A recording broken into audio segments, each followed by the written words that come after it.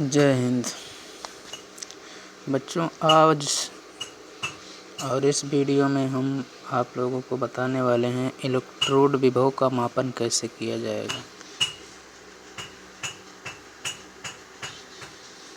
कैसे करेंगे हम इलेक्ट्रोड विभव का मापन। बच्चों देखो, पहले जो यहाँ पर लिखा है इसके बारे में हम आप लोगों को बता देना चाहते हैं। इतने पूरे के बारे में इसमें लिखा है कि अकेले अर्धसेल के विभव का मापन नहीं किया जा सकता। अर्थात कि अगर कोई अर्धसेल जैसे डेनियल सेल जो बनता है दो अर्धसेलों से मिलकर तब एक डेनियल सेल बनता है, जिसमें एक कैथोड और एक एनोड एक अर्धसेल मतलब होता है। तो इस तरह से अकेले अर्धसेल का जो है इलेक्ट्रोड विभव का मापन नहीं किया जा सकता किसी भी कीमत पर। क्यों? क्योंकि हम दो इलेक्ट्रोडों के बीच में विभवों के अंतर को या दो अर्धसेलों के बीच में विभवों के अंतर को माप सकते हैं। दो अर्धसेलों के बीच में विभव के अंतर को माप सकते हैं। जैसा कि हमने पहले भी पढ़ाया तो बताया था कि ई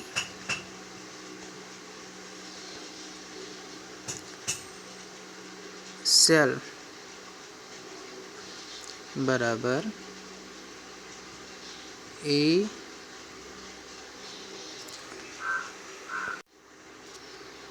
एनोड और माइनस ई कैथोड। यानी सेल का ईएमएफ हम कैसे निकालते हैं? कैथोड और एनोड कैथोड के बीच के विभवों के अंतर को निकाल के, या इसको लिखते हैं जैसे इस तरह से भी लिख सकते हैं जैसे यहाँ लिखा है ई सेल बराबर ई दायां माइनस ई बायां। दायां जो होता है वो एनोड होता है और बायां जो होता है वो कैथोड होता है। तो आप लोग इसके बारे में जान जाएंगे। पहले यहाँ इतना जान लीजिए कि अगर ऐसे एक अर्धसेल है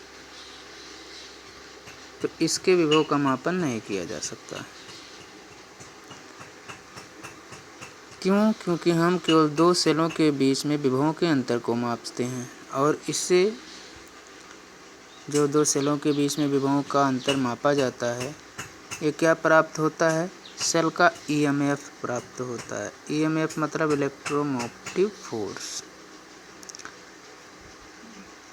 तो हमें इसके लिए कुछ दिमाग इस्तेमाल करना पड़ेगा। वो क्या दिमाग इस्तेमाल करना पड़ेगा? तो हमें क्या करना पड़ेगा कि जिस अर्धसेल का हमको विभव मापना है उस अर्धसेल को हम किसी अर्धसेल के सापेक्ष उसके विभव को हम मापेंगे। इसको आगे भी आप लोग समझ जाएंगे, अभी थोड़ी दिक्कत ज़रूर महसूस होगी। हम क्या करेंगे, अपने इच्छा से कोई ऐसा इलेक्ट्रोड हम चूज कर लेंगे या चयन कर लेंगे जिसका इलेक्ट्रोड विभव हमें पहले से पता हो। ऐसा इलेक्ट्रोड विभव मान लो इसका हमें ये एक इलेक्ट्रोड है अर्धसेल है जिसका विभव हमें मापना है। तो क्योंकि ये अकेला है तो इसका इलेक्ट्रोड विभव तो हम माप नहीं सकते। तो हम एक ऐसा इलेक्ट्रोड विभव चयनित कर लेंगे जिसका मतलब एक ऐसा अर्धसेल चयनित करेंगे जिसका इलेक्ट्रोड विभव हमें पहले से पता हो और इसी के सापेक्ष इसका हम इलेक्ट्रोड विभव का मापन कर लेंगे। क्योंकि अब ये डेनियल सेल बन जाएगा तो इससे हम ईएमएफ प्राप्त कर लेंगे सेल का फार्मूला बना के। कैसे अभी वो पता होगा, आगे हम लोग पढ़ते हैं। तो स्वेच्छा से हम इसको मान लेंगे। वैसे चिन्ह परिपाटी के अनुसार मानते किसको हैं और किसके सापेक्ष निकालते हैं? तो मानते हैं परिपाटी के अनुसार अगर देखा जाए तो मानक हाइड्रोजन इलेक्ट्रोड नामक अर्धसेल को हम क्या करते हैं, चयनित कर लेते हैं और इसी के सापेक्ष हम किसी भी अर्धशेल का इलेक्ट्रोड विभव निकालते हैं। मानक हाइड्रोजन इलेक्ट्रोड, इसका जो विभव होता है, मानक हाइड्रोजन इलेक्ट्रोड विभव का जो मानक हाइड्रोजन इलेक्ट्रोड का जो विभव होता है, विभव इसका होता है हर समस्त तापों पर इसका विभव होता है कितना? शून्य होता है। समस्त तापों पर इसका विभव शून्य होता है। इसमें प्लेटिनम लेपित इलेक्ट्रोड लगा रहता है और अम्लीय विलयन में चाहे हाइड्रोक्लोरिक अम्ल हो गया या कुछ हो गया, उसमें इसे डुबोया रहता है। इसकी सांद्रता 1 होती है, 1 मोल, यानी कि इसकी सांद्रता 1 मोलर होती है और हाइड्रोजन गैस का दाब 1 बार होता है।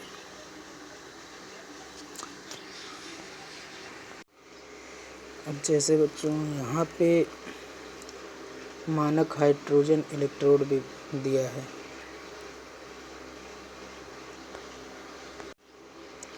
ये जो है मानक हाइड्रोजन इलेक्ट्रोड है, दिया है। ये 1 मोलर सांद्रता का विलयन है जो कि अम्लीय विलयन है। मान लो इसमें HCl है और ये 1 मोलर सांद्रता है इसकी। ये प्लेटिनम का इसमें इलेक्ट्रोड है।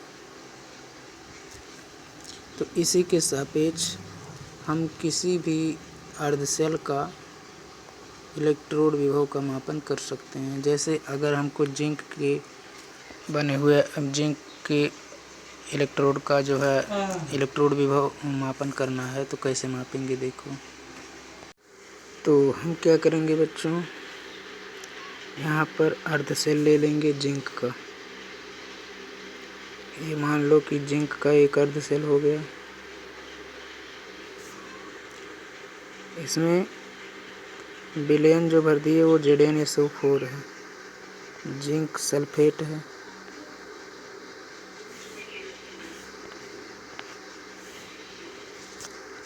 ZnSO4। यहाँ पे इसमें जिंक का इलेक्ट्रोड रख लिए। ये जिंक का इलेक्ट्रोड है,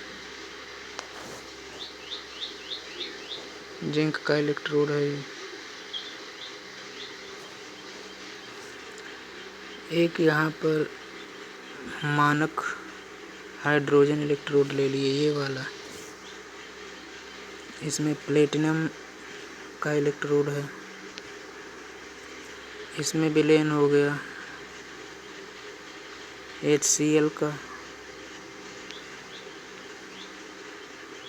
हाइड्रोक्लोरिक अम्ल का। सबकी सांद्रता 1 मोल है। अब क्या करेंगे, अब लवण सेत से इनको हम जॉइंट कर देंगे विलयनों को। ये विलयन है, इसको लवण सेत से हम जॉइंट कर देंगे। ठीक है, ये लवण सेतु है। इसको जॉइंट कर दिए और ये जो इलेक्ट्रोड हैं, इस इलेक्ट्रोड को हम जो है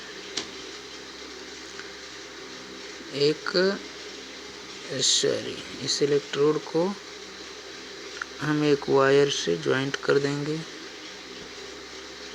ऐसे। इस वायर से इलेक्ट्रोड को हमने जॉइंट कर दिया और ये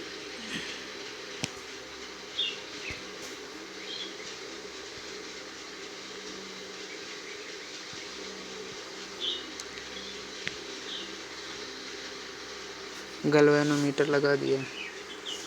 अब ये पूरा का पूरा EMF बताएगा पूरे सेल का। अब ये डेनियल सेल बन गया पूरा। अब ये गैल्वेनोमीटर क्या बताएगा, ये गैल्वेनोमीटर बताएगा मान लो इस पूरे सेल का ईएमएफ। तो पूरे सेल का ईएमएफ क्या बताएगा, ये बताएगा ईएमएफ ई सेल, एक मिनट,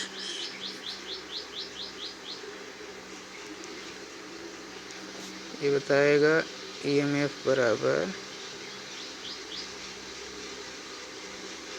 0.74 वोल्ट।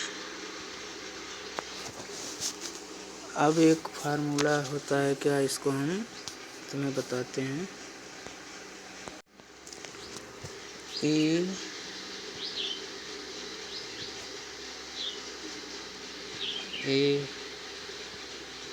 सेल बराबर ई कैथोड माइनस ई एनोड।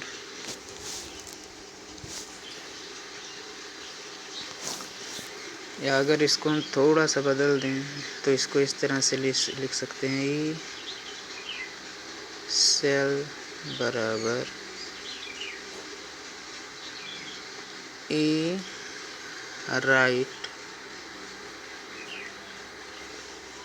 राइट की तरफ कैथोड रहेगा, माइनस ई एनोड लेफ्ट की तरफ रहेगा, ई लेफ्ट। तो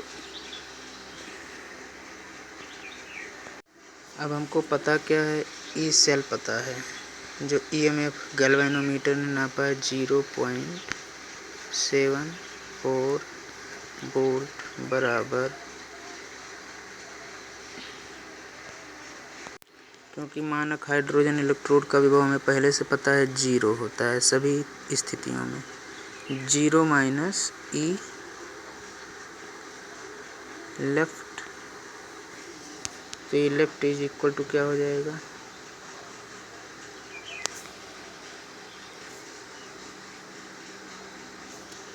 ए लेफ्ट इज इक्वल टू, ये 0 जब इस साइड जाएगा बेटा, ये 0 जब इस साइड आएगा तो माइनस होगा, -74 माइनस 0, तो क्या हो जाएगा, E L is equal to 0.74 ही रहेगा वोल्ट।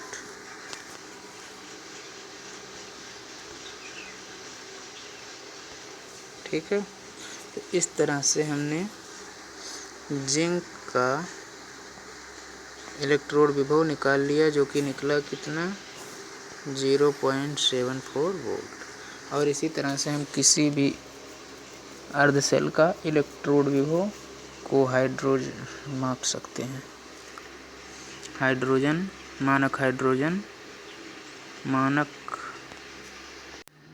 हाइड्रोजन इलेक्ट्रोड विभव के सापेक्ष, क्योंकि उसका हमें पहले से पता होता है। अब आज के वीडियो में बस इतना ही, फिर अगले वीडियो में हम बताएंगे।